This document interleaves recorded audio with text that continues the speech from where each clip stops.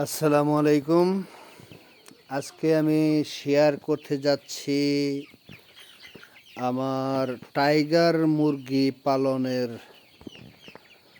লাভ loss যে বিষয়টা থাকে। প্রত্যেকটা খামারেই লাভ লসের একটা হিসেব থাকে, তা না হলে খামারের টিকে থাকা, খামারি হয়ে টিকে থাকাটা খুবই কষ্টকর। যদি লাভজনক বা লোকসানজনক এরকম হিসেব যে বিষয়টা থাকে, সেগুলি ঠিক মতো কালেকশন না রাখলে, না করলে, যেমন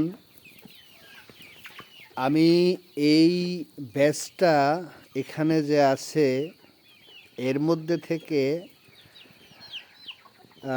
এখানে মূলত 119টি ছিল টাইগার মুরগি। এর মধ্যে 100র বাচ্চা ছিল আমার বাহির থেকে ক্রয়কৃত এবং 19টি বাচ্চা ছিল আমার নিজস্ব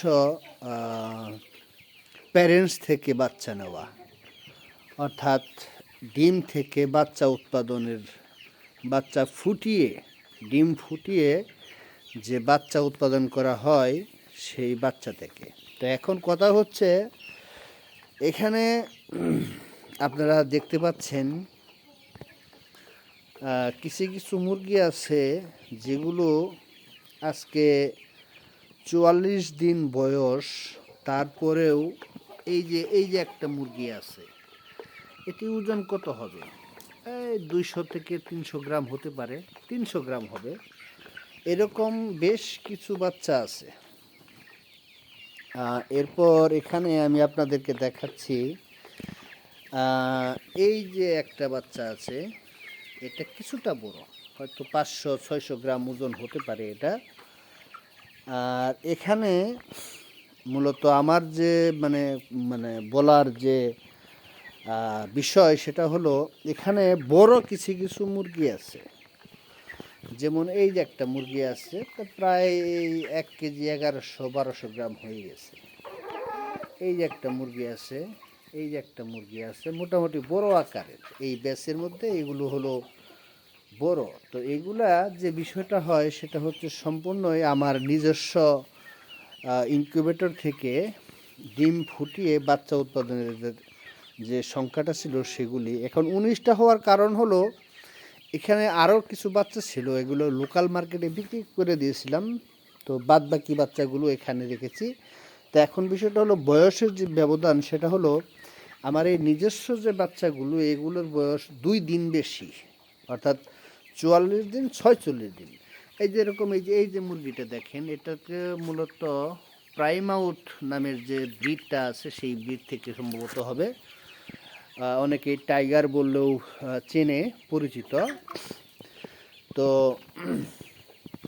এই যে একটা মুরগি আছে, প্রায় 1200 হয়ে যাবে, ওজন প্রায় 1200 গ্রাম হয়ে যাবে। তো বিষয়টা এরকম, এই আমার নিজস্ব যে ইনকিউবেটর থেকে যে বাচ্চাগুলো নেওয়া ছিল, এইগুলো 1100-1200 গ্রাম হয়ে গেছে 2 দিনের ব্যবধানে। আর বাহির থেকে ক্রয়কৃত যে বাচ্চাগুলো ছিল, এগুলো ভেরি হার্ডলি, খুবই কষ্টকর, 1 কেজি হইতে 900-800 গ্রাম এরকমই বেশি। তো এগুলো আমি জানি না আসলে বিষয়টা কি। সম্ভবত এগুলো ক্রস ব্রিড হবে বা এরকমই হতে পারে। আর অসুস্থতার বিষয়ে না, এরকম কোনো অসুস্থতা ছিল না, আমি এখনও দেখিনি অসুস্থ এরকম হয়েছে। তো এগুলো আমার মনে হয় যেখান থেকে বাচ্চা আমি নিয়েছিলাম সেখানে যে প্যারেন্টসগুলো ছিল, ওইগুলো সম্ভবত ক্রস ব্রিডের ছিল, ক্রস থেকে ক্রস, যার কারণে এটা এত ছোটো হয়ে গেছে।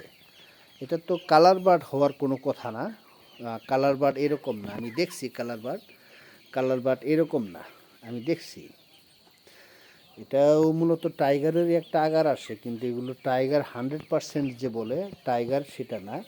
এর মধ্যে টাইগার 100% হওয়ার কোনো লক্ষণ আমি দেখি না। এগুলোর অধিকাংশই দেখা যায় পা অনেক চিকন এবং শরীরের যে গঠন টাইগারের মতো না। এই যে একটা, এই যে বাচ্চা দেখছেন আমার নিজস্ব, এটা এটা এটা থেকে দেখেন এই যে বাচ্চাগুলো অনেক এই যে দেখেন বাচ্চাগুলো অনেক মোটা, বাচ্চাগুলো অনেক মোটা। ওই যে একটা বাচ্চা দেখছেন এর পা এবং এর পা অনেকটা মোটা ব্যবধান। তো দৈহিক যে গঠন সে আকৃতিটাও মোটামুটি আলাদা, মোটামুটি না বেশ আলাদা টাইপের এর আকৃতি। তো এইগুলা আমার মনে হচ্ছে এগুলো ক্রস ব্রিটেরই হবে। তো যাই হোক, আমি এগুলো আর অল্প কয়েকদিন দেখব, লাভ লস যাই হোক এগুলা মার্কেটে দিয়ে দিব। এরপর লাভ লস যে বিষয়টা সেটা, আরেকটা কথা না বললেন নয়, সেটা হচ্ছে এই টাইগারের বাচ্চাগুলো এগুলো কিন্তু আমি নিয়েছিলাম 65 টাকা প্রতি পিস, পার পিস ছিল 65 টাকা। এটা আমাদের থানাধীন বাটাজুর আড়াইপাড়া নামক একটি এলাকা। ওখানে ওনার বড় একটা মেশিন দেখলাম বাড়িতে, কিন্তু প্যারেন্টস ছিল না খামারে। বললেন যে প্যারেন্টস বিক্রি করে দিয়েছেন। বড় একটা মেশিন ছিল 2000 ক্যাপাসিটি, এরকম একটা সেটার ছিল, তো বেশ বড় সড়ো। সম্ভবত না থাক, আমি মানে ওনাদের ব্যক্তিগত বিষয়ে কথা বলতে চাই না। হয়তো আমি লস কিছু হবে এখানে, হোক হয়ে যাক, সমস্যা নাই। কিন্তু আমি তা ওনাদের ব্যক্তিগত বিষয়ে মানে নাক গলাতে চাই না নিজে থেকে। সম্ভবত ডিম হতে পারে বাহিরের বা এরকম হতে পারে, সেটা আমি সঠিক না, শিওর না। যাই হোক, ধন্যবাদ। আপনারা ব্রিগেড এগ্রো ফার্মের জন্য দোয়া করবেন। ভবিষ্যৎ ভালো যেন আল্লাহ পাক করেন, মঙ্গল যেন করেন, সেই জন্য। আর শীত এসেই গেছে, আপনারা সবাই যারা মুরগির খামারি প্রত্যেকেই শীতের মধ্যে ভ্যাকসিনেশন মাস্ট বি দেখবেন, ভ্যাকসিনেশনটা খেয়াল রাখবেন। আর চিকিৎসাপত্র যেটা আছে একটু সময় দিবেন। আপনারা যারা খামার করেন, এখনও করতেছেন এবং করেছেন বা করবেন বলে ভাবছেন, সবাই খেয়াল রাখবেন। আর বাচ্চা নেওয়ার সময় অবশ্যই প্যারেন্টস